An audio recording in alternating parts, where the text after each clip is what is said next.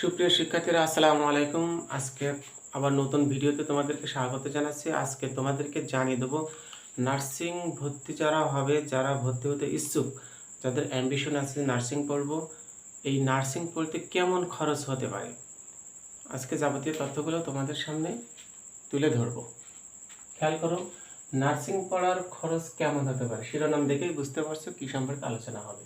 দেখো, আমরা জানি সরকারি এবং বেসরকারি দুইভাবে নার্সিং পড়া যায়।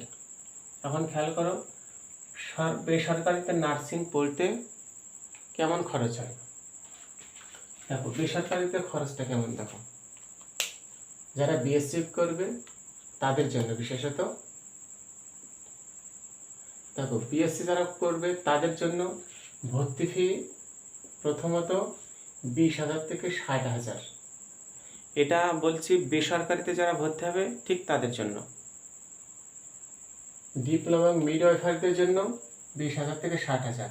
তোমরা একটা জিনিস খেয়াল রাখবে, এই 20,000 থেকে 60,000 অর্থাৎ অনেক প্রতিষ্ঠান ভেদে এটা হতে পারে। ঢাকা শহরে বিভিন্ন ধরনের প্রতিষ্ঠান আছে, ভালো মন্দ আবাসিক সুবিধা সহ বিভিন্ন ধরনের সুযোগ সুবিধা সম্বলিত প্রতিষ্ঠান আছে। সেসব প্রতিষ্ঠান ভেদে তোমাদের পরীক্ষার ভর্তি ফিটা ভিন্ন ভিন্ন হয়ে থাকে। এরপরে মাসিক বেতন 3,000 থেকে 3,500। এটা হচ্ছে বিএসসির জন্য। ডিপ্লোমাদের জন্য 1,500 থেকে 2,000। এরপরে সিট ভাড়া, যারা বিএসসি করবে তাদের জন্য সিট ভাড়া থাকবে 1,500 থেকে 2,000। ডিপ্লোমা মিডওয়াইফারিদের জন্য 1,500 থেকে 2,000, অর্থাৎ এর তেমন কোনো পার্থক্য থাকে না।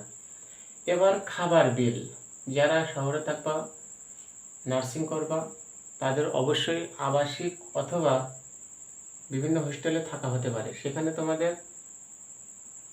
খাবার বিল আসবে 2,000 থেকে 2,500।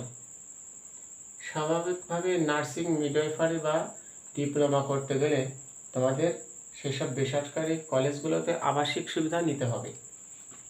এরপরে দেখো লাইব্রেরি এবং ল্যাব ফি। এটা হচ্ছে লাইব্রেরি এবং ল্যাব ফি থাকবে তোমাদের 8,000-এর মতো। উন্নয়ন ফি, একটা জিনিস খেয়াল রাখবে, তোমাদের এই বিএসসি করার জন্য সবচেয়ে বড় খরচ হচ্ছে এটাই, অর্থাৎ উন্নয়ন ফিটা হচ্ছে সেশন বাবদ প্রতি সেশনে 50,000 টাকা করে। ডিপ্লোমা মিডওয়াইফারি তোমাদের জন্য 50,000 টাকা। এরপরে দেখো সরকারি নার্সিংয়ে খরচ কেমন হয়। যারা বিএসসি করবে তাদের জন্য সরকারি নার্সিংয়ে খরচ হবে শুধু ভর্তির জন্য 3,000 থেকে 4,000। একটা জিনিস খেয়াল করবে, সরকারি নার্সিংয়ে যদি তোমরা চান্স পেয়ে থাকো, অবশ্যই সরকারি নার্সিংয়ে চান্স পাওয়া একটু ডিফিকাল্ট ব্যাপার আছে। তোমাদের শতকরা যদি 70 মার্ক পেয়ে থাকো ভর্তি পরীক্ষায়, অবশ্যই তোমাদের সরকারিতে চান্স হবে ইনশাল্লাহ।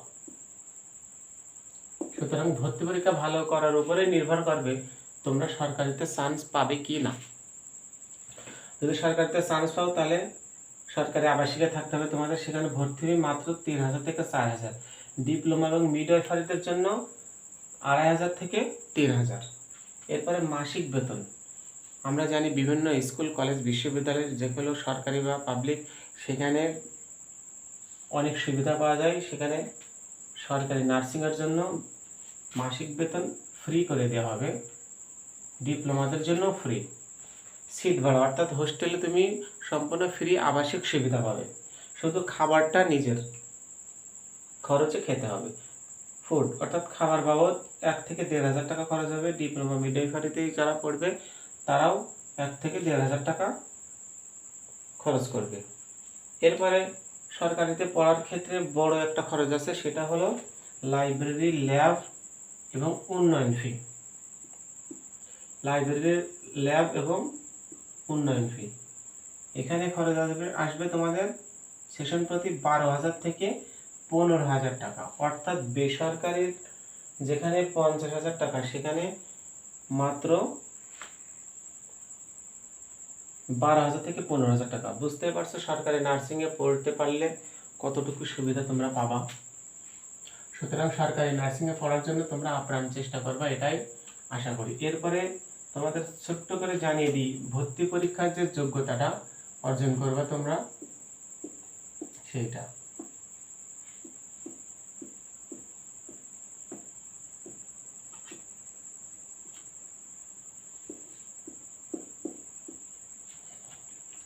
দেখো, নার্সিং ডিপ্লোমা, বিএসসি,